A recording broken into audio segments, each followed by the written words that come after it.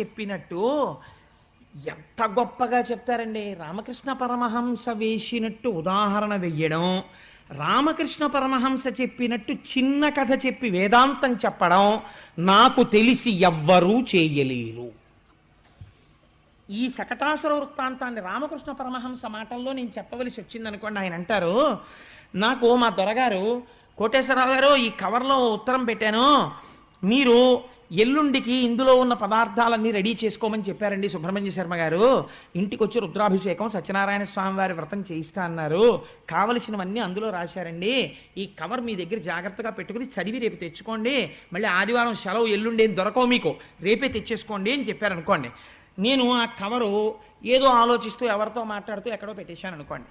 పెట్టేసి ఓహో వెతుకుతున్నాను ఆ కవర్ కోసం. వెతుకుతుంటే నా భార్య వచ్చి ఏమిటి అలా వెతుకుతున్నారంది. దొరగారు రాత్రి కవర్ ఒకటి ఇచ్చారే, సుబ్రహ్మణ్య శర్మ గారు రాసి ఇచ్చిన ఉన్నాయి అందులో, ఆ కవర్ దొరకలేదు అన్నాను. మా అమ్మాయి అడిగింది, మా అబ్బాయి అడిగాడు, ఎవరో మా ఇంటికి వచ్చిన వాళ్ళు అడిగారు. అడుగుతుంటే ఆఖరికి నా బలహీనతలు బాగా తెలుసున్న సత్యనారాయణ వచ్చాడు. ఆ గురువుగారు మీరు ఆ పుస్తకం ఒకటి అట్టుకొస్తున్నారు ఈ మధ్య కొత్తగా, అందులో పెట్టేసి ఉంటారు, అందుకని ఆ పుస్తకం తీయండి అన్నాడు. ఆ పుస్తకం ఇలా తీసేటప్పటికి అందులో ఉంది కవర్. ఇప్పుడు ఆ కవర్ ఇలా తీశాను, అందులో ఏమున్నాయి అంటే ఏదో మామిడి మండలు, పసుపు, కుంకం ఒక్కొక్కటి చదువుతుంటే ఉన్నాయి అంది మా ఆవిడ. ఇంకా తెచ్చుకోవాల్సింది ఏమిటి, ఒక్క వట్టివేరులోటి తెచ్చుకోవాలి బజారులోంచి, వచ్చేటప్పుడు ఓ తేనె సీసా ఒకటి తెచ్చుకుంటే చాలు, మిగిలినవన్నీ ఇంట్లోనే ఉన్నాయండి అంది. కాబట్టి ఇప్పుడు నేను ఏం చేశాను, ఆ ఉత్తరాన్ని తీసి పక్కన పారేశాను. పడేసి ఆ వట్టివేరులోనూ తేనే కదా నాకు గుర్తుంటుందిలే, వస్తూ తెచ్చేస్తా అన్నాను. మరి ఇప్పటిదాకా ఇంత వెతికిన కవరు ఉత్తరం ఎందుకు అక్కర్లేనివైపోయాయి? అందులో ఉన్నది నీకు తెలిసిపోయింది, ఇంక అక్కర్లేదు, అది గుర్తెట్టుకు తెచ్చేసుకోగలవు. ఇప్పటి వరకు గుండ్రంగా తిరుగుతున్న వాడి అలా తిరగకూడదని తెలిసిపోయింది, చాలు, ఇంకా ఉత్తరం నీకు అక్కర్లేదు. శకటాసుర వృత్తాంతం ఒక్కసారి తలకెక్కేస్తే చాలు, నీకు ఎలా వెళ్ళిపోవాలో తెలిసిపోయింది. రామకృష్ణ పరమహంస మాటల్లో అయితే అంతే, దాని వృత్తాంతం కానది ఎంత పెద్ద మలుపు జీవితంలో, అంత పెద్ద మలుపు. అయితే అంత తేలిగ్గా తిరిగిపోతుందా అండి కారు, వైజాగ్ వైపుకి వెళ్ళిపోతుందా అంటే నువ్వు ఓ పిశాచాన్ని పెంచావు. అదేమిటండి నేను ఇప్పుడు పెంచానండో అని మీరు అనొచ్చు.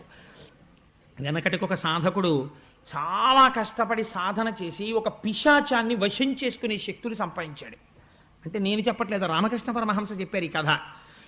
ఆ పిశాచం వశమైంది, ప్రత్యక్షమైంది. నీకు నేను వశురాలనయ్యాను కాబట్టి నేను చాలా సంతోషించాను, నా గురించి ఇంత సాధన చేశావు, కానీ నాకు బలహీనత ఉన్నది, నువ్వు నాకు ఏదో ఒకటి చెప్పాలి, లేకపోతే చంపేస్తాను, నీ తల బదలు కొట్టేస్తాను, నాకు ఏదో ఒకటి చెప్పండి అంటే ఈయన చాలా సంతోషించాడు. అబ్బా ఎవరు దొరుకుతారా ఇలా. కాబట్టి ఇమీడియట్ ఏంటంటే పని మనిషి removed from service, driver removed from service, అందరినీ తీసేశాడు. ఎందుకంటే ఇంక ఈయన ఉన్నాడు కదా అని పిశాచాన్ని పిలిచి అంట్లు తోమేయాలి, బట్టలు ఉతికేయాలి, ఇళ్ళు తుడిచేయాలి అన్నాడు. ఉఫ్ఫని అలా తిరిగి వచ్చి అయిపోయి ఇంకోటి చెప్పాలి, అది పిశాచం. అమ్మ బాబా ఇదేమిట్రో ఇలా చేసేస్తోంది అనుకుని ఆల్ రైట్ రైతు బజార్కి వెళ్ళి కూరలు తేవాలి అనేటప్పటికి తెచ్చి ఎక్కడ పెట్టేశాన్ని ఇంట్లో ఇంకోటి చెప్పాలి. అన్నీ చెప్పేశాక ఇంక చెప్పడానికి మిగలలేదు, చంపేస్తాను చెప్పకపోతే. ఇప్పుడు అన్నాడు చెప్తానుండు అని. ఇప్పుడు చెప్పడం కష్టమై కూర్చుంది. ఎందుకనంటే ఇప్పుడు చెప్పడానికి పని లేదు దానికి, చెప్పకపోతే చంపేస్తుంది. ఇప్పుడు ఎవరిని చెప్పడానికి వశం చేసుకున్నాడో ఆ వశం చేసుకున్న దాంతో చేత్తో తాను చచ్చిపోతాడు. కాబట్టి ఇప్పుడు ఏం చేశాడు, గురువుగారి దగ్గరికి పరిగెత్తాడు.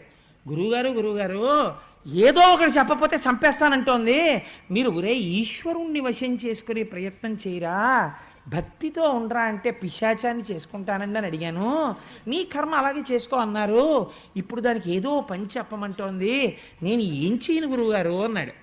అంటే గురువుగారు అన్నారు, దానికి ఎందుకురా అంత బెంగెట్టుకుంటావు అని ఆయనది చక్కగా గిరజాలు దుత్తు ఓ వెంట్రుక తీసి వాడి చేతిలో పెట్టి దీన్ని తిన్నగా చేసి నాకు చూపించు అని పిశాచానికి ఇచ్చేయన్నారు. పట్టుకెళ్ళి ఇచ్చేసాడు, దీన్ని తిన్నగా చేసి పట్రా అన్నాడు. అది ఇటు కాలెట్టి ఎంతసేపు నుంచి కాళ్ళు తీస్తే వాళ్ళు ఇలా చుట్టుకుంటోంది. దాని జీవితాంతం ఆ పిశాచం అలాగే పడుంది, కానీ ఇది మాత్రం తిన్నగా అవదు. ఇప్పుడు గట్టెక్కాడు, ఇంకా అది పని అడగదు, ఇంకెప్పుడు దాన్ని పిలవడు.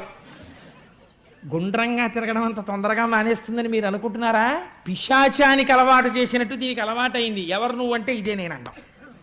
దీని సుఖమే చూడ్డం, దీని సుఖమే నిజమైన సుఖం అనుకోవడం, ఈశ్వరుణ్ణి విస్మరించి అన్నీ నా ప్రజ్ఞండం ఎప్పటి నుంచో అలవాటయ్యాయి. అంత తొందరగా ఈ పిశాచం లొంగదు, గురువుగారు అనుగ్రహం కావాలి. ఇప్పుడు ఆ గురువు ఎవరు? కృష్ణం వందే జగద్గురుం. కాబట్టి శకటాసుర సంహారాన్ని కథాభాగంగా విని దేహభ్రాంతిని విడిచిపెట్టి ఈ శకటమును ఎందుకెక్కావో నువ్వు తెలుసుకుంటే ఈ శకటము పవిత్రమైనది.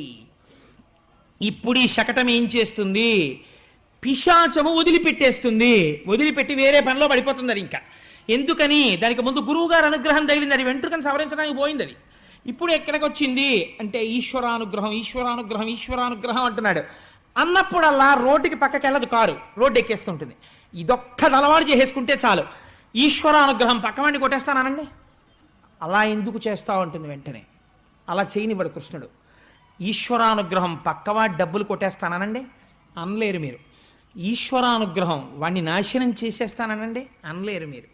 ఏం చేస్తుంది? మిమ్మల్ని సాత్వికమైన ప్రవృత్తిలోకి తిప్పేస్తుంది. ఇప్పుడు ఏమైపోయింది? మీరు ఒక కంఫర్టబుల్ వెహికల్లో కూర్చున్నారు. ఇప్పుడు ఇందులో కూర్చున్నా ఏమీ బాధ లేదు. ఎందుకని? ఎత్ర యోగేశ్వర కృష్ణో ఎత్ర పార్థో ధనుర్ధర తత్ర శ్రీర్విజయో భూతి ధ్రువా నీతిర్మతిర్మమ. డ్రైవర్ సీట్లో ఎవరిని పెట్టేశారు? కృష్ణుడిని పెట్టేశారు. కష్టమే రాని సుఖమే రాని అన్ని సుఖాలు వస్తాయా? కష్టం వస్తుందో. నాడు జ్వరం వచ్చింది, వస్తే ఈశ్వర ఏమి నీ అనుగ్రహం జ్వరాన్ని ఇచ్చావా అంటే ఏదో నేను పెద్ద పాపం చేశాను, పెద్ద కష్టం పెడితే నేను బాధపడిపోతానని జ్వరం ఇచ్చి తీసేసావా ఈశ్వర, నేను ఇలా తిరుగుతున్నానని ఓ 2 రోజులను పడుకోబెడదాం అనుకున్నావా? చాలా సంతోషం. చంద్రశేఖర పరమాచార్య స్వామి వారైతే ఏమన్నారో తెలుసా అండి? పరమాచార్య స్వామి వారికి 104 జ్వరం వచ్చిందో రోజు తెల్లవారకట్ట లేచేటప్పటికి. స్నానం చేసి వచ్చేస్తున్నారు గబగబా. శిష్యులు చూసన్నారు, మహానుభావ 104 జ్వరం వచ్చింది, ఒళ్ళు కాలిపోతోంది, తలస్నానం చేశారేమిటండి అన్నారు. అంటే పరమాచార్య స్వామి అన్నారు, నాకు ఎన్ని జన్మలకో ఈశ్వరుడు పంచాగ్నిహోత్ర తపస్సు చేసే అదృష్టం ఇచ్చాడన్నారు. పంచాగ్నిహోత్ర తపస్సు చేసేవాడు 4 వైపులా అగ్ని పెట్టుకుని సూర్యుడి వంక చూస్తూ తపస్సు చేయాలి. 5 అగ్నిహోత్రాల మధ్యలో ఉంటే ఎలా ఒళ్ళు కాలుతూ ఉంటుందో అలా 104 జ్వరంతో కాలుతోంది. ఇప్పుడు నేను కూర్చుని పంచాక్షరి చేస్తే పంచాగ్నిహోత్ర తపస్సు చేసిన వాణ్ణి, మామూలుగా కాదు, ఇది కూడా చెయ్యి చంద్రశేఖర అని ఈశ్వరుడు నాకు జ్వరం ఇచ్చాడు.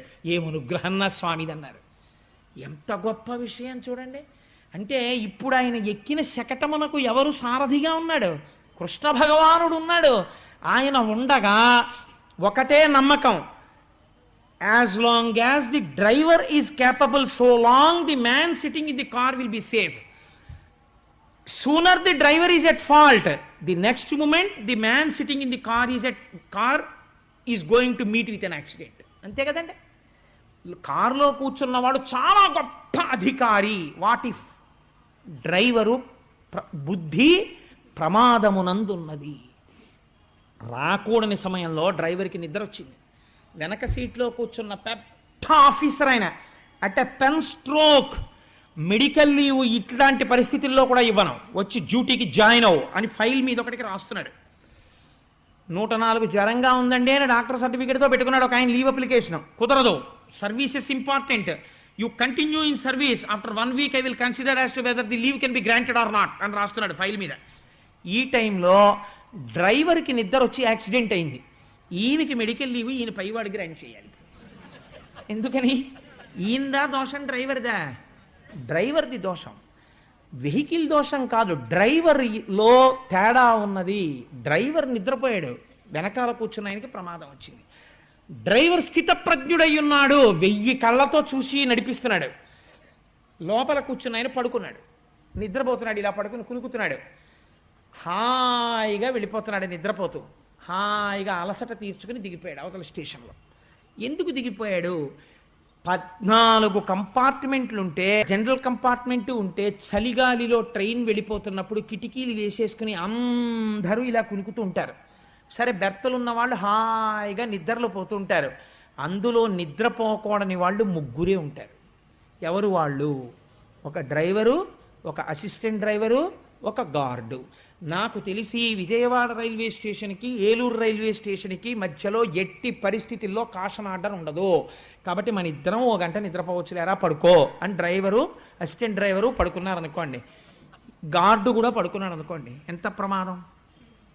వీళ్ళందరూ నిద్రపోవచ్చు, ఇన్ని వేల మంది, వాళ్ళు 3 తెలివేసి ఉంటే చాలు, హాయిగా చేరిపోతారు.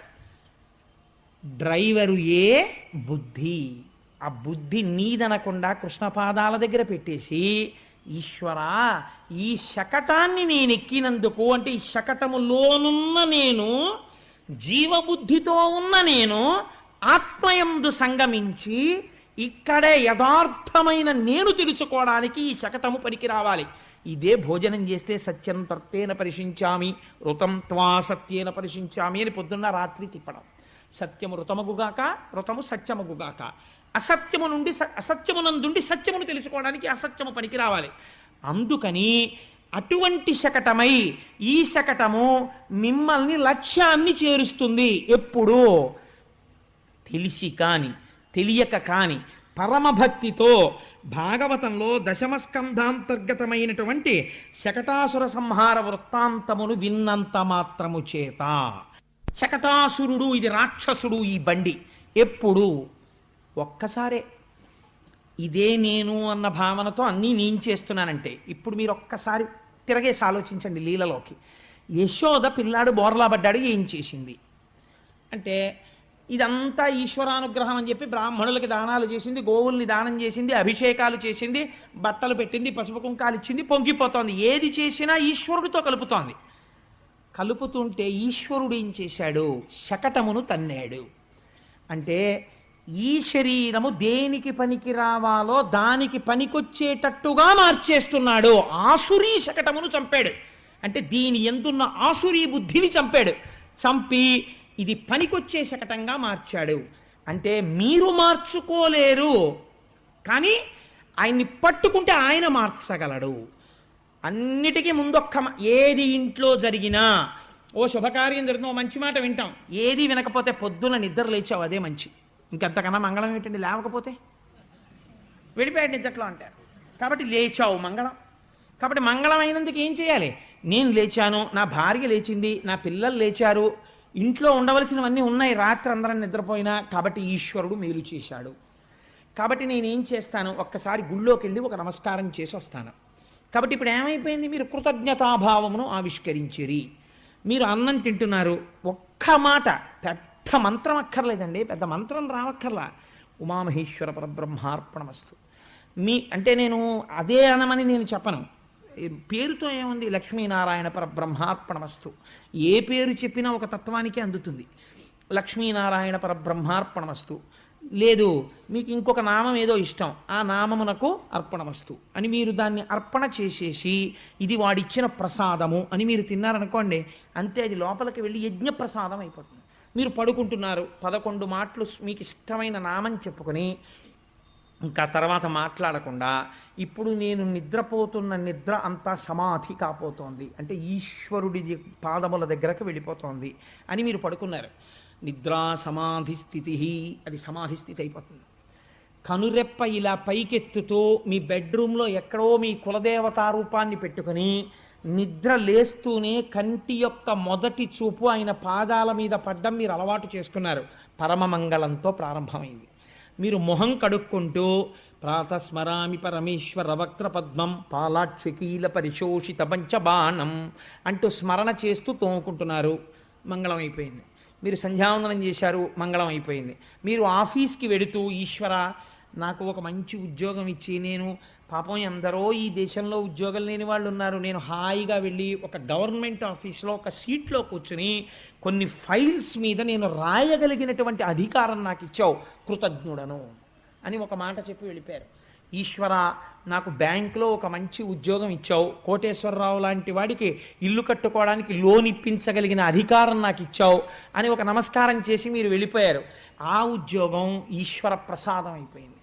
ఏం చెయ్యాలంటే, పూజ అంటే అస్తమానం పూజ చేయక్కర్లేదు. పూజ గది ట్రైనింగ్ సెంటర్, ఇది పరంపరగా నడిచిపోతుండాలి. అప్పుడు ఎప్పుడు డ్రైవర్ సీట్లో ఆయనే ఉంటాడు, డ్రైవర్ మారడు. ఒక్కొక్కసారి ఆఫీసర్ గారు లోపల కూర్చుని మీరు ఒకసారి వెళ్ళొచ్చేయండి అంటాడు, ఇంకోటి ఎక్కుతాడు కారు. ఎవడెక్కినా ఎంతకాలం భద్రం, డ్రైవర్ భద్రంగా నడిపినంతసేపే. డ్రైవర్ని ఎప్పుడూ మార్చకూడదు, కృష్ణుడిని కూర్చోబెట్టాలి. అన్నీ ఈశ్వరుడికి చెప్పి చేసేసుకుంటుండమే. శకటం మిమ్మల్ని చేర్చవలసిన తీరానికి చేర్చేస్తుంది. ఏమిటి నమ్మకం?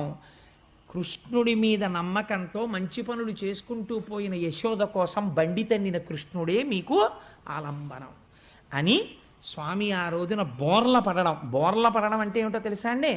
నమః. మనహ మనహ మనహ అంటే నాది నాది నాది, దీనికి ట్రైనింగ్ అక్కర్లా.